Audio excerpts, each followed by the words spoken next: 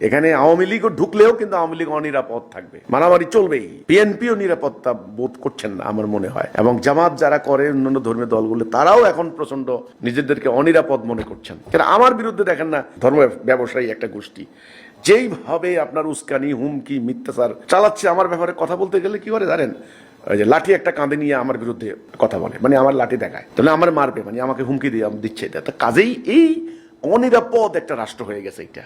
কুমিল্লাতে যে ঘটনাটা ঘটছে এটা একটা অশনি সংকেত।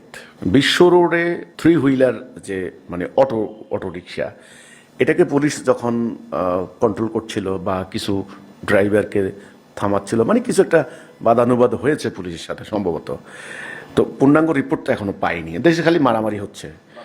যেইভাবে আক্রমণাত্মক জনতা যেভাবে পুলিশের গাড়িকে একটা একটা করে পার্ট খুলে ফেলছে, আমরা তো 2 বছর আগে এই দৃশ্যটাই দেখলাম। একই দৃশ্য, থানায় আক্রমণ চালিয়ে যেভাবে থানা লুট করেছে, পুলিশের গোলা বারুদ লুট করেছে, থানার পুলিশদেরকে জবাই করেছে, হত্যা করেছে।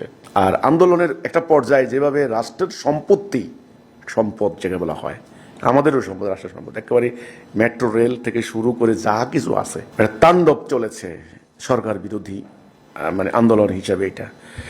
তো এইটা ধারাবাহিকতা কিন্তু এখনো বন্ধ হয় নাই। জনমনে এখনো আশঙ্কা, আতঙ্ক বা ক্রোধ, ক্ষোভ, মানে প্রতিশোধ পরায়ণতা, সুযোগ পেলেই আপনার হলো আক্রমণ, বিশেষ করে পুলিশের উপর আক্রমণ। গত 6টা ঘটনা আমি পেলাম বিভিন্ন জায়গায়। ডাকাতরা পুলিশকে বেঁধে রাখছে, আপনার হলো মাদক কারবারিরা পুলিশকে বেঁধে রাখছে।